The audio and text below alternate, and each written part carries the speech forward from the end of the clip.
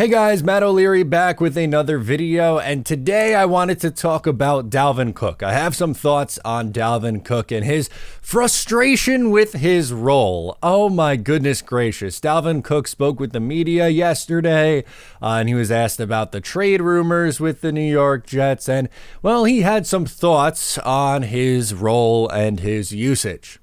I think that's a talk, I sit down with my agent, JD and all the guys, make it best for everybody. But that's something that I have to sit down and talk with my agent and JD about. But like for me, I let the business side handle the business side, and like for me, I be ready, man. Like I go to every day I go out there, I bust my ass, I do the things I need to do to be ready when my number called to go out there and perform. What am I supposed to do with 3 carries? Oh, poor Dalvin Cook. He only got 3 carries against the Philadelphia Eagles in that game. By the way, I'm looking up the box score right now.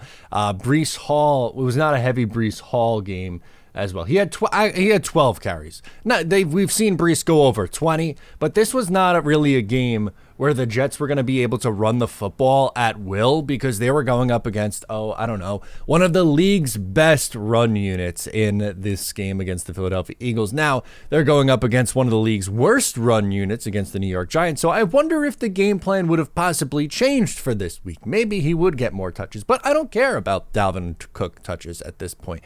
I wonder what he did. What do you think he did for his usage to go down in the first place? Let's look at some of the numbers. Week 1, 13 carries. Oh, he was kind of the workload back, right? Trying to ease Breece Hall back in. That was the plan. 13 carries for 33 yards, a nice 2.5 yards per attempt. How about against Dallas? 4 for 7, 1.8 yards per attempt and a fumble loss. Okay, against New England, 8 carries for 18 yards. That's 2.3 yards per attempt. Kansas City, 5 carries for 16 yards, 3.2 yards per attempt. And then against Denver, he had 6 carries for 23 yards, and he actually looked a little bit better, which is upped it to 3.8 yards per attempt, which is still not good. And then finally, 3 carries, 12 yards, 4.0 yards per attempt. So his 2 best games were a 3.8 yards per attempt game and a 4.0 yards per attempt game. But how about 2.5, 1.8, 2.3 the first 3 weeks of the year, and then 3.2 against Kansas City? Well, the whole point of Dalvin Cook being brought in, this is what drives me nuts even to this day about this signing, was Dalvin Cook was signed to help ease Breece Hall back, right? You didn't know what Breece Hall was going to be coming off the ACL injury, so the Jets decided, I didn't agree with it, but the Jets decided, we want a veteran, we want someone with some upside, and he is going to be the one who can carry the load initially. We'll still use Breece Hall, but we don't feel comfortable giving Breece Hall 20 carries a game off the bat. We're going to ease him back into the season. So let's sign a veteran, someone who's been there, done that, has had success in this league, gone to Pro Bowls, gone over 1,000 yards plenty of times in Dalvin Cook. But what I don't understand, which doesn't make sense, is Dalvin Cook wasn't healthy. He needed time in training camp to ramp himself back up. And Robert Saleh said the other day that the first few weeks of the year were like his preseason because he missed so much time in training camp and he did not play in the preseason. So my question is, why would you sign someone who needed to be ramped up to take the carries from your real lead back who also needed to be ramped up? It didn't make any sense. That's what we were trying to say. But anyway, what did he not, when he visited, there were plenty of videos of him, standing there on the sideline talking to Breece Hall. I find it really hard to believe, right? I find it really hard to believe that Joe Douglas said to his agent and to Dalvin Cook that you're the lead back this year. You are RB1.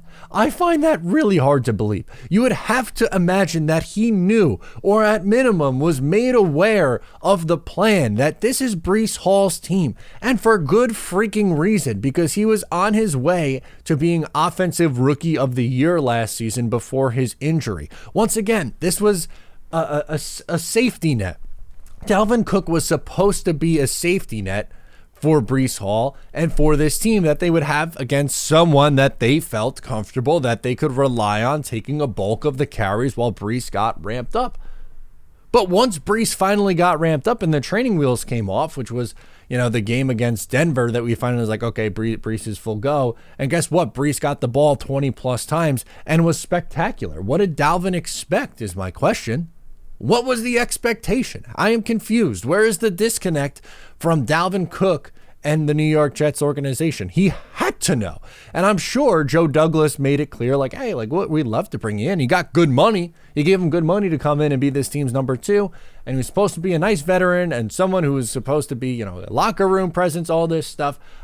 Trade him, please. I am begging you, Joe Douglas. I understand that you could even probably make a case that Dalvin Cook right now is someone who you might trust a little bit more than Michael Carter, just because Michael Carter seemingly has a big drop every single game, and I'm not sure his pass protection, him being Michael Carter's, is that much better than Dalvin Cook's to the point where, like, Michael Carter needs to be the third down back. Maybe, but I think you could make a case that Dalvin Cook could have a nice role as a third down back on this team, but it doesn't matter because the stupidity from Dalvin Cook is just enough for me to want to just move on. If he's frustrated with his role after it was so painfully obvious what his role was going to be, good riddance. I am sorry. I have no sympathy for a guy who wants more touches, who is averaging 2.8 yards per attempt on the season off of 39 attempts. If he is someone who truly feels that he needs a big workload to get going, well, that